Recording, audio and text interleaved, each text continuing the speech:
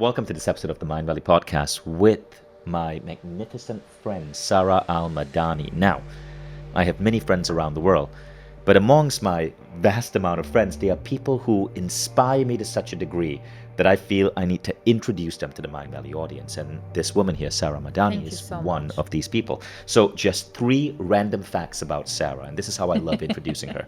Number 1, this woman has received over 140 awards in a wide variety of fields, especially entrepreneurship.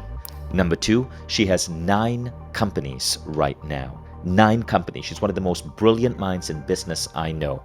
And number 3, she has 68 tattoos. Now, what makes all of this even more profound is that Sara is Emirati. We are recording this here in Dubai. And she is also a woman who has come through 2 divorces from men who were abusive. You're a single mom who has been taking your child with you into the boardroom as you navigated the world of business. Yeah. And despite all of those odds, you've accomplished so much. So welcome to the Mindvalley podcast. Okay. I think you earned your seat here today. Thank The you. advantage of us being friends, Sara, is that I can ask the questions that other people can't ask, and you can ask me those questions too. You know a lot, and you have that personality where you can drag a lot easily. Something in your voice, Vishen. I don't know what it is. That just It's my puts a spell on soothing, us. meditative voice. Yes. And I'm learning hypnotherapy right now. I'm about to Really? get certified with Mindvalley with Paul McKenna. So soon, my voice will be even more hypnotic. God, it's already doing the job. No, but thank you for having me, and thank you for the kick-ass intro. So I wanna share some backstory of how you ended up here at this podcast episode. I run an elite group of coaching. So these are the people in Mindvalley who go deepest with the Mindvalley systems. It's a program called Chief Life Officer, and we assign CEOs and C-level executives 5 coaches plus me and some of our top authors who work with them over 12 months to completely transform their mindset, their body, their health, their business goals. It's an intense program, 3 hours a week for 12 months. And we were doing a meetup here in Dubai, like a really tight, intimate meetup where all of these founders and CEOs were coming together to connect with each other. And I wanted a really special guest. And so I invited Sara to come and spend 20 minutes with that group to inspire them. Because what all of these founders want is to be iconic. Like every entrepreneur, every CEO wants to be iconic. And what we mean by iconic is that you stand out to the point where people want to understand how you think. They want to emulate you. They celebrate you because you're setting a standard for how human beings and leaders operate. I see you as being iconic. So I brought Sara to speak to this group. And for the next 20 minutes, Sara just blew everyone away. At the end of this 2-hour meetup, I asked people, of everything you learned, what were some of your biggest highlights? And it was amazing to see the number of hands that went up and say, when Sara said this, when Sara said that. Really? Yeah. I wasn't there for that part. Yeah. That's amazing. You know what? Of everything you said, there was this comment you made about the brain and tofu that really got people. And I'm going to ask you to bring that back here. Sure. Okay? And then it was the stories of your tattoos as well and what they mean to you. We're going to go deeper in that.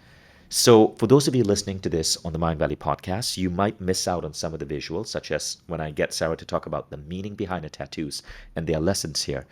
In that scenario, listen to it in the podcast, but if you want to dive into the tattoo bit and actually see her tattoos, you can always check out the video version of this, which is going to be on the Mindvalley YouTube channel.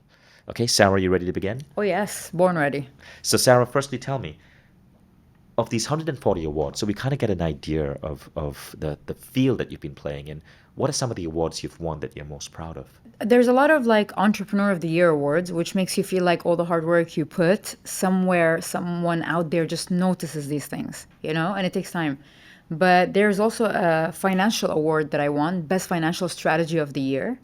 And then there's an honorary PhD that I received for leadership, business leadership and women empowerment. Although I hate the word empowerment, but it was leadership and women empowerment. And for me, a person who dropped out of university because I had a business at the age of 15 and I chose my dreams over my education, to receive something like that, I felt like, wow. Wow. Yeah, I felt like this is amazing. Firstly, I had no idea you dropped out. I did. Somehow, I know your title is Dr. Sara Madani, so I assumed you worked your way up to a PhD. So let's talk about that. Why did you drop out? Would you... And what are your views on college? as a necessity? I was studying film directing and acting. But the first 3 years of college were like the fundamental things, which is like, the math and the basics, We didn't go deep into movie directing and acting till like third year. So when I was there the first, second year, I was like, this is exactly the same thing I took in school, but here I'm not wearing a uniform and I have more flexibility. And then I felt like, I don't think I'm going to use this information in my life. And I had a choice to make my parents and my dad proud, or to make myself proud and follow my dreams and take care of my business, because I had a business at the age of 15 and I had employees and I had to take care of them. And at the same time, I had to be in class, I had to be in university and have a social life. I was like, I got to make a decision.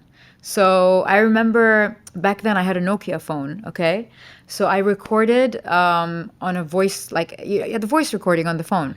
I recorded a classroom and I had another phone with me. I had a Ericsson, I remember, and a Nokia.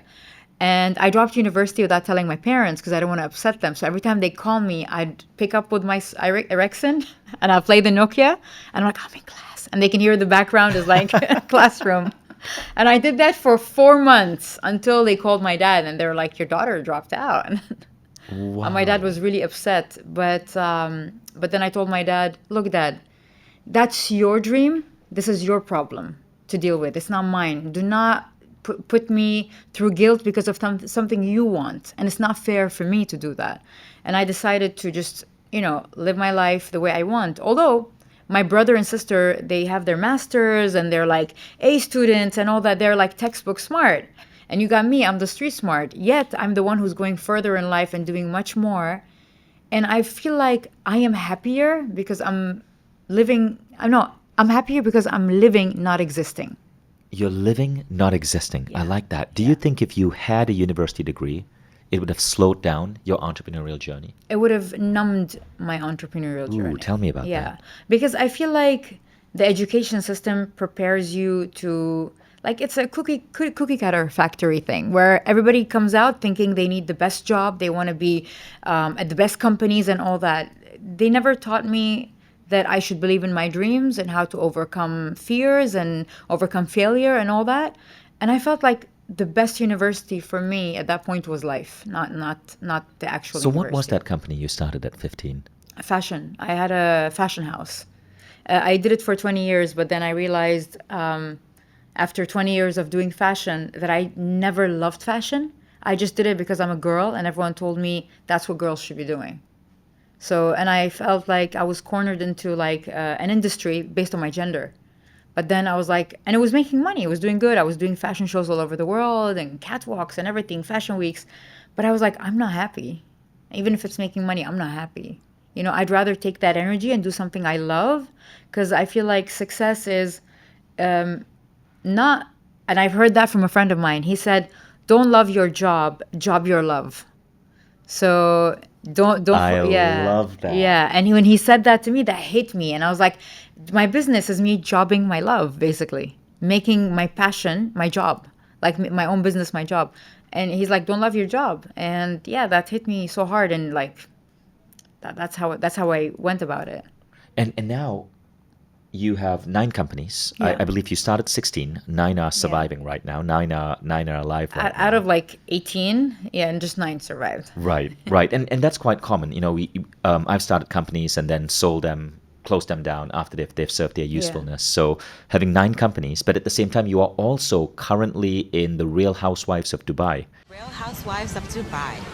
That hit reality TV show. How are you juggling all of these things? Because you have 9 companies. Got it. And I believe your one of your newest companies, Halahai, Halahi, right? Yes. With Halahai, you can now get personalized video shoutouts from your favorite actors, athletes, singers, and influencers.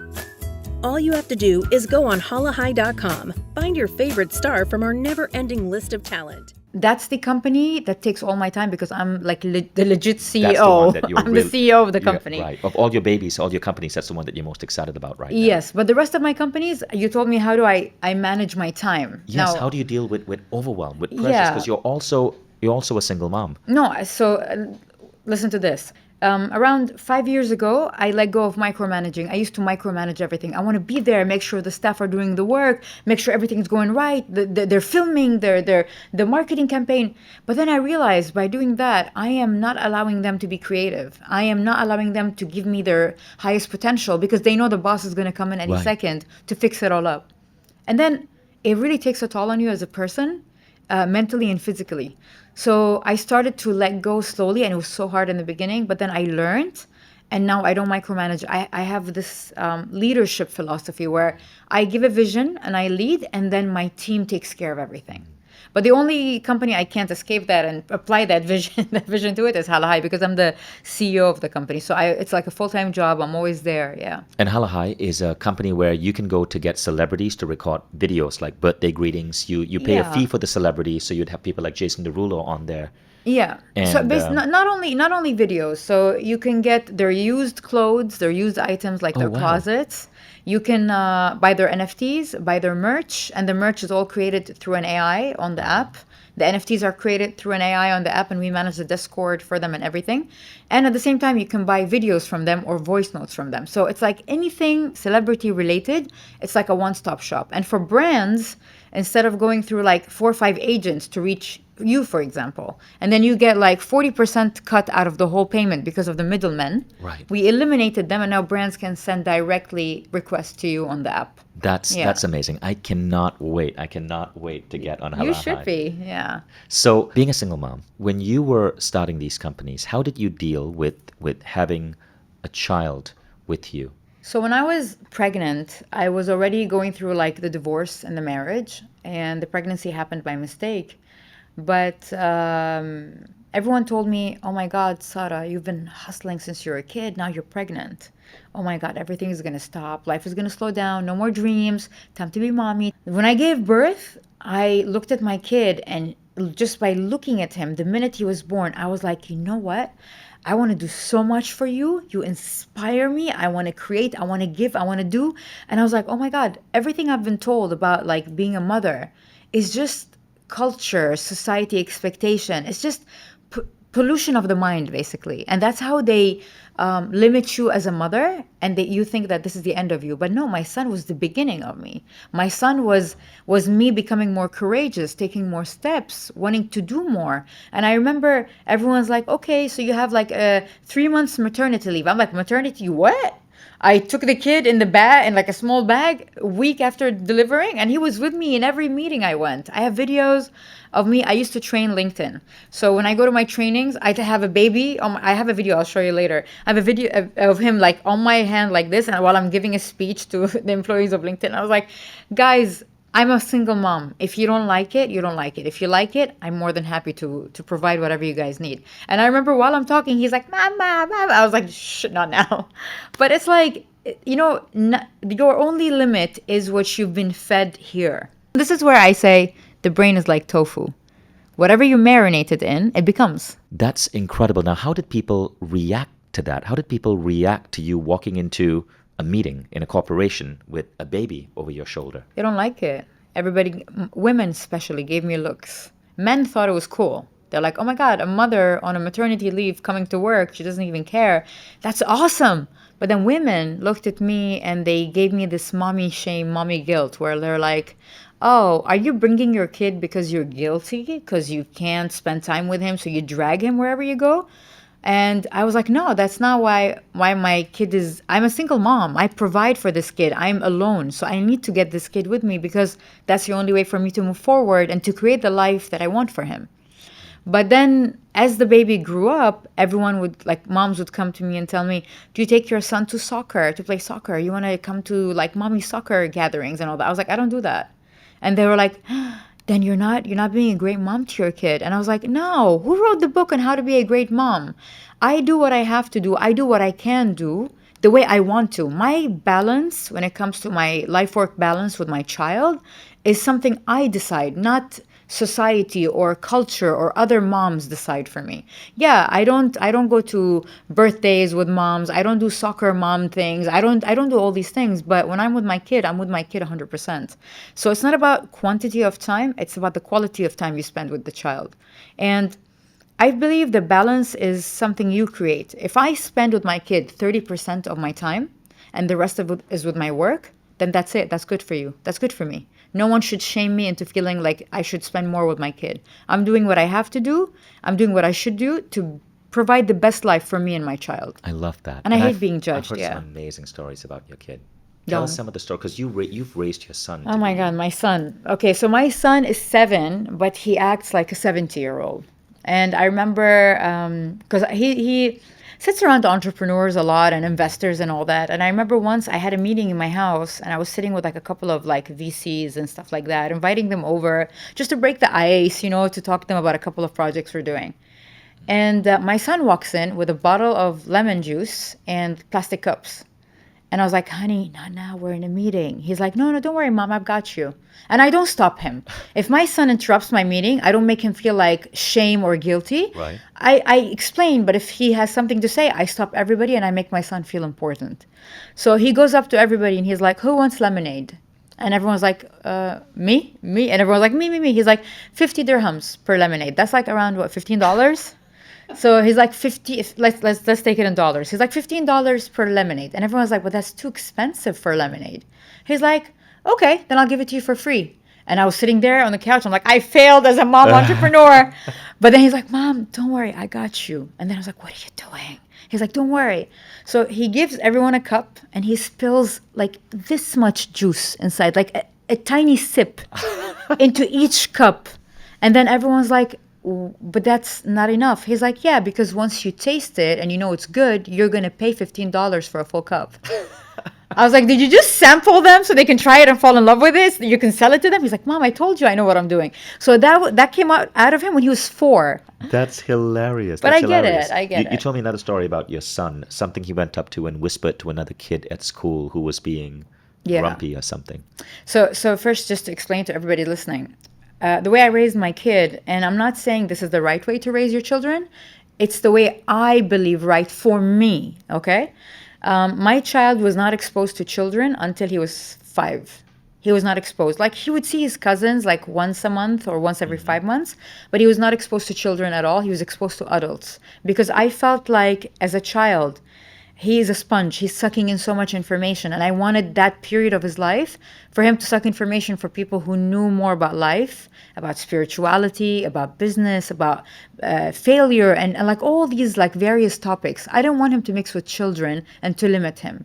So that's why if you sit with my child right now, you'd feel like you're sitting with like an adult. Right. I think Yeah. you said for the first 5 years, you had your child only interact with adults, not with other kids. Yeah, I did.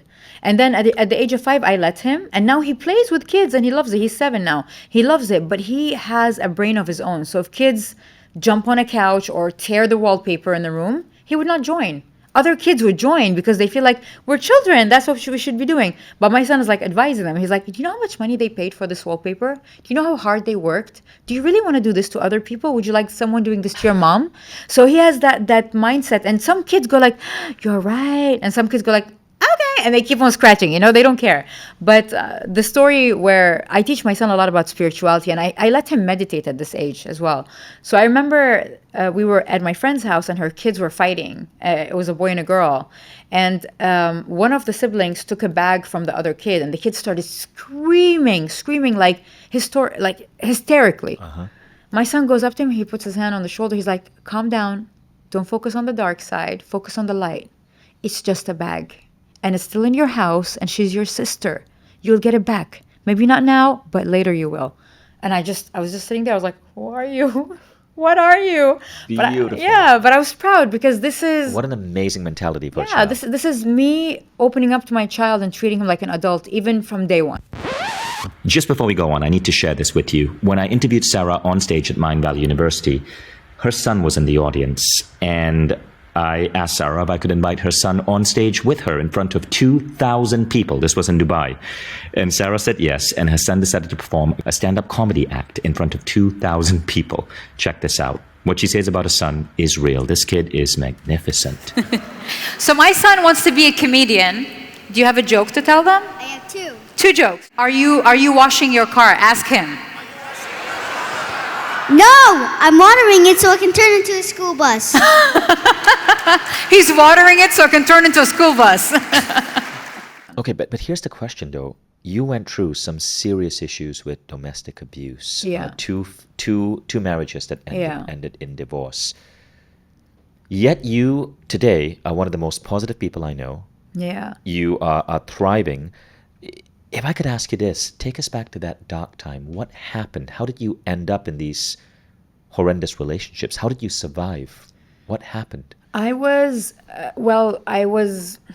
blame it, my choices in men were always wrong and they were always narcissistic men. But I blame this on my childhood trauma, but I've healed from all of that now, thank God. So my decisions are completely different. But it was, I was exposed to narcissists when I was young. So that energy felt like home, like family to me. So every time I met a man who's narcissistic, he felt like home. And I'd feel like I've known him all my life and God has built a connection, my soulmate. It's like, nah, girl, that's not your soulmate. That's a familiar, shitty energy that you had in the past. That's why you feel like you know it already.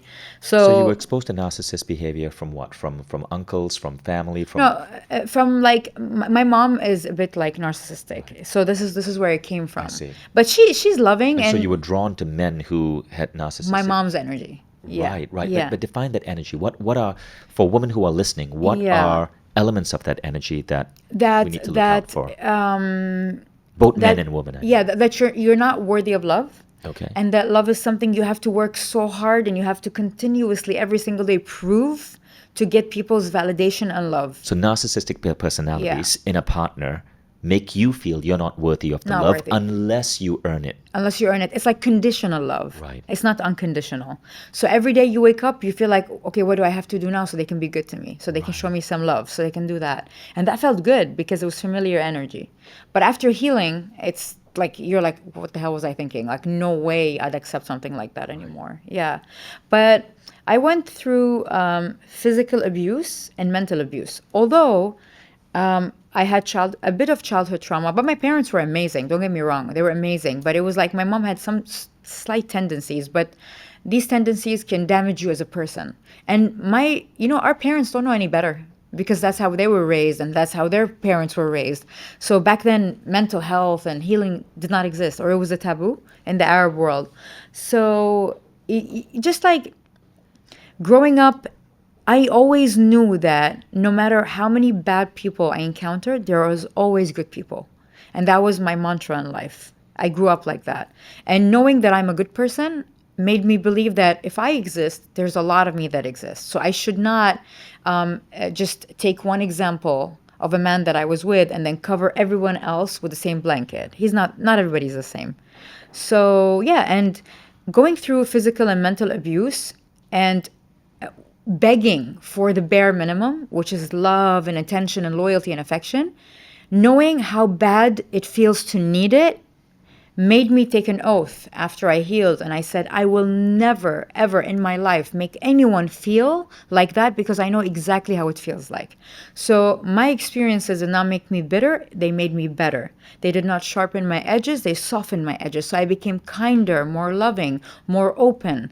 And at the same period of the divorces, I had a business partner who stole all my money, who was my best friend.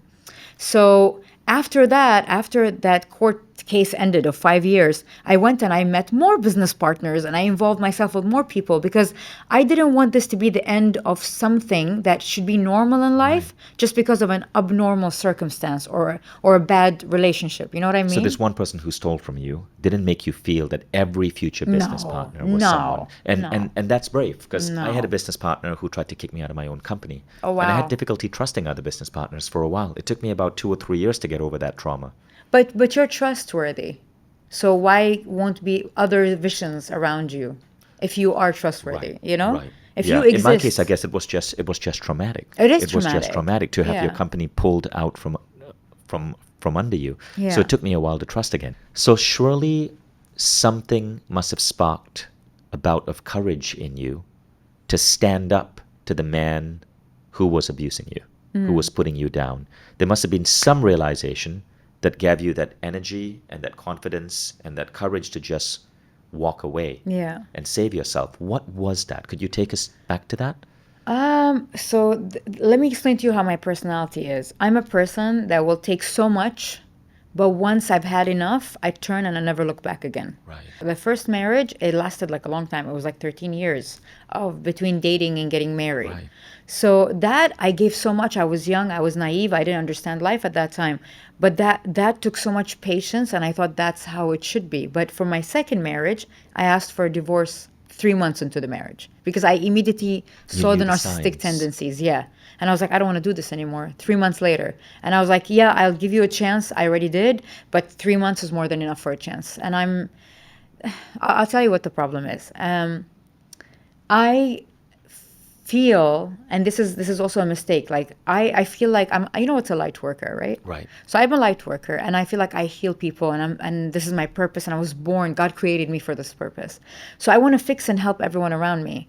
But the mistake I did is I did it to people, and I was drawn to souls that are broken in relationship situations. While I can still help everyone in the world, but I don't have to be dating or marrying someone who needs that. I should be marrying someone who did the work, who's already, I know what they're offering to the table. I know what they bring to the table. I should not be taking a project and trying to fix them. I can do that with people around me because I can walk away from them anytime I want. But when your emotions are involved, you're like, no, that's not how it should be. And I realized that with my second husband. I was like, I'm doing the same mistake again, trying to fix someone broken and giving them all my resources, and they're using me financially, abusive, mentally, physically, all of that all over again. Why? Because I want to fix that person. So tell us, why is the brain like tofu? So the brain is like tofu because whatever you marinate it in, it becomes. I use this a lot when I speak about culture, especially in the Middle East, because when people look at me, I'm Emirati, she has 68 tattoos, she's not covered. Where is the religion? Where is the culture? Where is that? First of all, religion is between me and God. God doesn't have any secretaries or advocates on earth for them to judge me or tell me whether I'm going to hell or heaven. Okay? I love that line. That's it. As simple as that, And that's the first thing. Second thing is culture, society expectation. I remember this is how I woke up one day from this brainwash of society and culture and all that. Some girl that I knew for 10 years, after she saw me getting my tattoos and, getting rid of the traditional wear, she came to me and she's like, you've changed. And I was like, what do you mean I've changed? She's like, you're not the same. I was like, wait, am I not a good person to you anymore? She's like, yes, you are. I'm like, am I not there for you when you need me? She's like, yeah, you are. I'm like, am I not kind and loving and warm? She's like, yeah, you are. I'm like, so what changed? My physical appearance. I'm like, I am a soul with a human experience. This is a dress. If you don't like my dress, that's your problem, not mine. And then it just hit me. She was personally offended, she took it personally, that I did not look the way she expected me to look. Now, how does that make sense? You're upset because I don't look the way you expect me to look. Who are you? Why am I even matching your expectation? Why am I living a life just to satisfy you and to make you feel good? While I know a lot of people are hypocrites because behind closed doors, a lot happens. I don't like this hypocrisy. What you see outside is what you see inside. I don't hide anything. I don't have to play behind curtains or closed doors. I am who I am. And then as I emerged into the person I am now and being open about who I am and how I feel and how I should look and, all my tattoos and everything, I've lost a lot of people, but it feels so good because now I only have people in my life that love me for who I am and for my authenticity. And for the longest time in my life, I felt like I wasn't authentic. I was just satisfying people. And what is culture? It's us satisfying people in the grave. They're gone. Right. Why am I doing this? So culture is peer pressure from dead people. from dead people, yeah. And I read that online somewhere. Yeah, so it's like to me, culture is a box of chocolate. And I always say this to people. I'm like, when you open a box of chocolate, you don't like every flavor. I don't like orange flavored chocolate. So I eat and I pick up whatever I like from the culture. Whatever I don't, I reject, but I respect. That's it. So remember this. The brain is like tofu. Whatever you marinate it in, it becomes. So make sure you're marinating it in something that's tasty. And I guess this applies to the people around you as well. 100%. Everything. Let's talk about those tattoos. Okay. Okay, so you're only going to show us the tattoos on your arms, obviously. Yeah. But what I like about you, Sara, is that, and I'm going to take out my iPhone and I'm going to do a close-up shot of this so that we can put this in the video. when I asked Sarah, do you ever regret your tattoos? What she said is no, because each of them has a meaning for me. They have a meaning, they have A story. a story, a symbolism. So let's talk about this one, Awaken. Tell us about Awaken. Awaken happened 4 years ago. No, 6 years ago. I went on a spiritual journey to find myself and understand my purpose, why God created me, why am I in this world, why are we here? And this is when I escaped the matrix and I realized that not everything I've learned was right. Not everything I was told was right. So I had to unlearn and reprogram my mind to discover who I really am and forget who I was told to be. By society, by family, by culture, by everything. I like that. Yeah. One of the taglines we were going to use for Mindvalley is Awaken Greatness. Yeah. Now, this one is really interesting. So this is a Cupid. This is a Cupid because I was always loving and I love spreading love and you know how Cupid is, sweet and spreading love all the time and all that. But then I learned through life that the same Cupid can, over here, wear a bandana and have a gun, because if you don't stand up for yourself, you can be the kindest person in the world, but if you don't stand up for yourself, you're self-betraying yourself. Ooh, I like So it's that. called self-betrayal. That is like the Buddha and the badass. Yeah, the and I Buddha noticed and the the word badass. rebel under the Cupid. Yeah, because I've been born a rebel. Yeah. And then this love is the latest one, because every time I fell in love, I gave like so much to the person. And they say they love me, but then it wasn't true love. So every time I meet people, it's a question mark. Is it true love or not? Interesting. Yeah, so love, question mark. So do you really love me or you What don't? about the bee? Bees. So bees, I went to a bee farm in Italy. And I was amazed to know that bees, the minute they're born, they know exactly what type of bee they are, where their job is, what their job is, and how to do it without even being trained or told. So bees are born knowing their purpose. And I feel like humans are like that, but then education, culture, and all that erases our memory and makes us dependent. I noticed a bee on this flower. Yeah, here I as love well. bees, yeah. That's the Matrix. That's me escaping the Matrix. That's amazing. Who is your tattoo artist? Alina, she's amazing. She's an amazing tattoo artist. That's Instagram, Alina2. Alina Yeah, too. she's from Ukraine. She's so and good. She's the one I'm considering for my new tattoo. She's a fine tattoo as art- well. Could we see what's on your bicep? This one. No, this is just like That's because interesting. That's beautiful. it's like a flower ribbon on the arm, because I have so many I have immune diseases. I've done so much surgeries. I removed my gallbladder. So my body went through a lot. So for me to honor my body, I put like a ribbon with flowers on, because I love it. You've been through a lot, baby. That's I it. like that. Yeah. I like that. So that's a beautiful way of accepting, Yeah, of embracing of love for your course. body. What about your other bicep? I see light work. This is light worker, because I know I am 100% a light worker. Okay. And then I have give. Give, okay. Yeah. That's your giving nature. That's my first tattoo ever. It says faith. What did that mean to you? Because if you have faith and you surrender to God and you know that God never does anything to harm you, whether it's good or bad, everything flows. Everything flows. Nothing bothers you anymore. That's amazing, Sarah. Thank you. You're welcome. So, Sarah, what strikes me most about you is that you've gone through so much shit in your life, from the severe health issues that you briefly spoke about, to domestic abuse, to battling against sometimes parts of your culture that restricted you. Yet you came out so high on top, and you're such a positive, loving person. Yeah. We're friends. We've traveled to countries together. We've gone on holidays together, and we are friends. And I noticed this about you. You are so radiantly positive. That's one of the reasons why you're one of the people I love spending time with. But where does that come from? Because going through so much shit usually hurts people. It Yeah. closes people up. It has closed me up in some ways. Yeah. But you don't let that happen to you. What's your advice there? The thing is, we're all damaged from things we've been through in our life, and we all need to heal from them. No matter how positive or happy we are, how our mindset is, we still need to heal, because that will unlock a part of us that has been robbed away from us from a certain experience, right? But for me, okay, so I've been through experiences where my ex-husbands or whatever, all that, they took my money, and they were abusive, they were all of that. But then I sat down, I remember, in front of the mirror, and I told myself this. I said, look, they took your money, they took your youth, they took your time, they took your energy, they took your health. It's okay. All of that can be restored. You know, no doubt, everything can come back.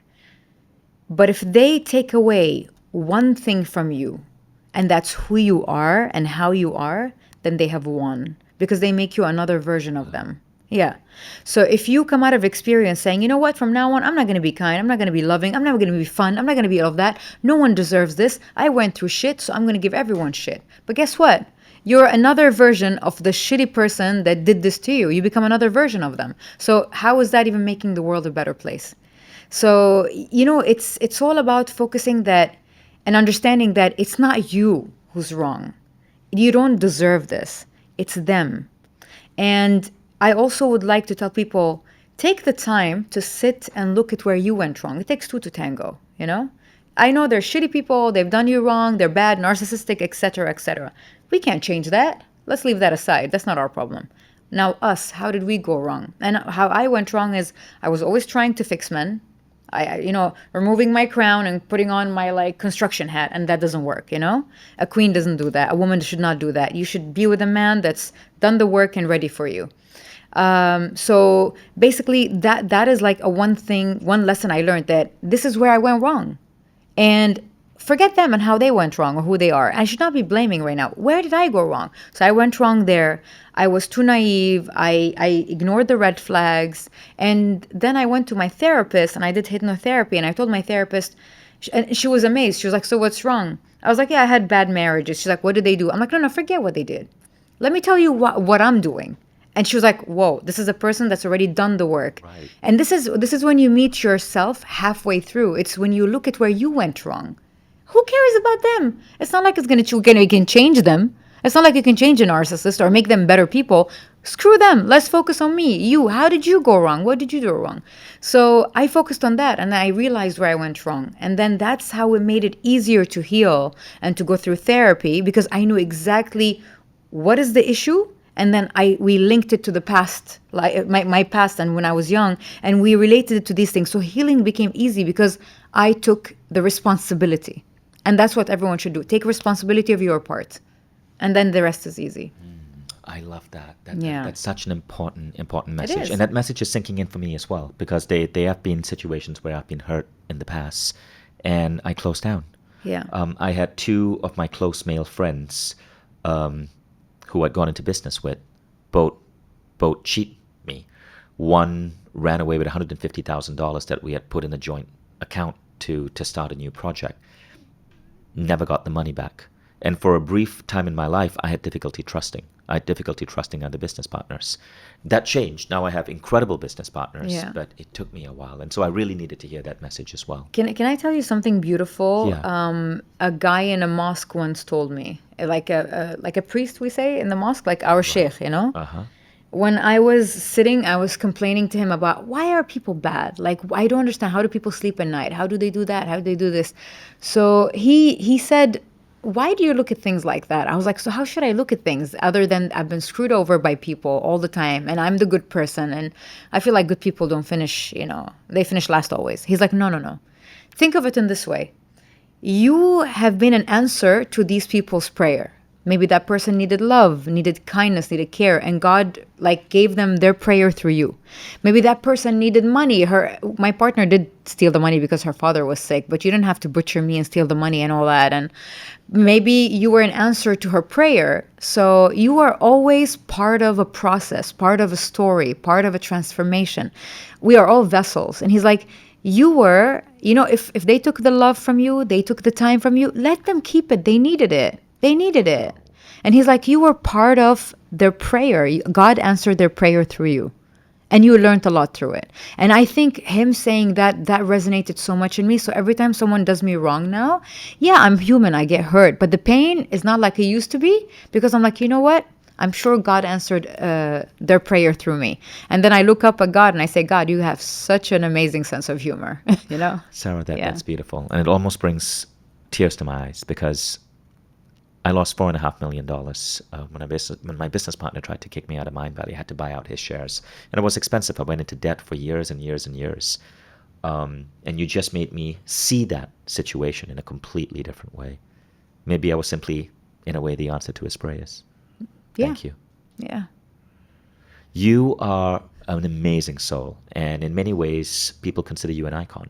I mean, you are an icon. If anybody were to go and follow you on Instagram, I'm they just will see. human. True, but what I mean by an icon is that someone who dares do things differently, and Yeah. as a result, becomes a beacon of light Yeah. to other people. You are a light worker. If Right? that Simply if from that's being who you are, going Yeah. through the shit you've gone through, and still shining so bright. What do you think makes people an icon? I look, if that's how you view me, then purpose served, 100%. But I think what makes people icons is, first of all, what they do for themselves, and then what they do for others. I don't believe in having my name in on a building or in a street or in a book for me to be immortal. I believe you are immortal the minute you impact people's lives in a beautiful way, and then you're never forgotten. You're never forgotten. And I believe that when I do something, even when I do something I hate, let's say I take a client that I don't even like, or I take a job for a client that I don't even enjoy doing, whatever I commit to, I give my 100%, my heart and soul, I put it in it. And that's how people don't forget me. And I always say, I never want to be forgotten. And that's how you don't be forgotten. It's by putting your heart and soul in everything you do. And then you become immortal. So once I'm gone, people remember me because of how I made them feel. And that's how you become an icon. It's that seed you plant in everyone's heart, hoping a tree would grow one day. We're farmers. We're just, harvesting seeds in everyone's heart. What would be some of your top advice for founders? Prioritize your mental health. Healing makes you better entrepreneurs. Leadership over management every day. Every day. So that's my top 3 things that I wish someone told me, because I burnt out so many times before. I never prioritized my mental health. I never took time for me. I micromanaged. I was always ill. I was always sick. I was always tired. I even sometimes lost my passion towards something because of how I was treating that thing. So these 3 things are very important, Healing. Oh my God. Once I started healing, better ideas, better ethics at work, better culture in the organization. I was just exactly who I should be. Really. How do you create balance so your body and your mind has time to heal?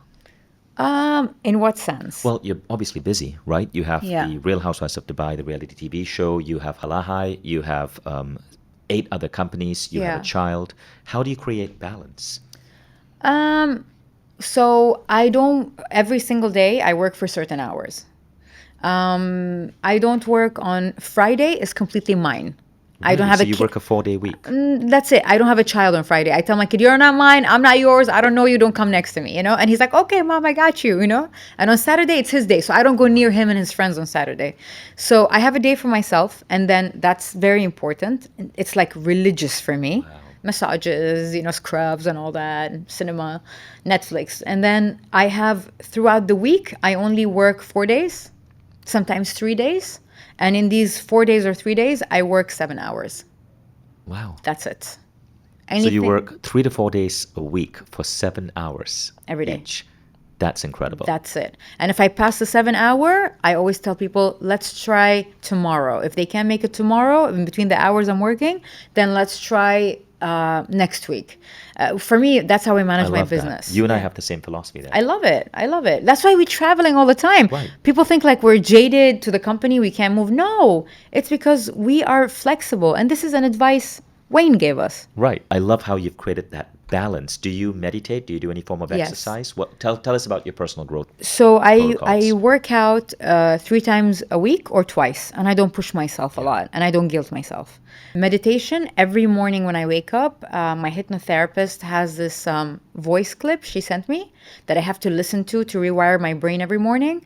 And then I go into meditation after it because like it just relaxes you. So I go into meditation to 10, 15 minutes because I'm dyslexic. I'm very hyper, so it's hard for me to go for longer. And then once a month or once every 2 months, I will still do hypnotherapy or therapy. And this hypnotherapy you're doing is RTT, right? Yeah, RTT. Right. Yeah. So for those of you who are familiar with it, that's rapid transformational therapy. That's Yeah. by my friend Marissa Pierre. The program on rapid transformational therapy is actually on Mindvalley. So if you are a Mindvalley member, just type in Marissa Peer. You'll see she has 2 programs, Uncompromised Life, which is, as the name suggests, how to lead an uncompromised life, and then Rapid Transformational Therapy for Abundance, which is where you learn the same protocols that Sarah's going through to improve to give you abundant health, abundant wealth, abundant relationships. It's right on Mindvalley. Go check it out. Okay, so there's RTT, and then? Yeah, so, and then, but every month or every 2 months, I will still do hypnotherapy again, or I will do therapy, because no matter how healed or good or on the right path we are, we still meet some shitty people on a daily basis. We pick up some particles from them. So you need to, let it go, exhale it out and release it.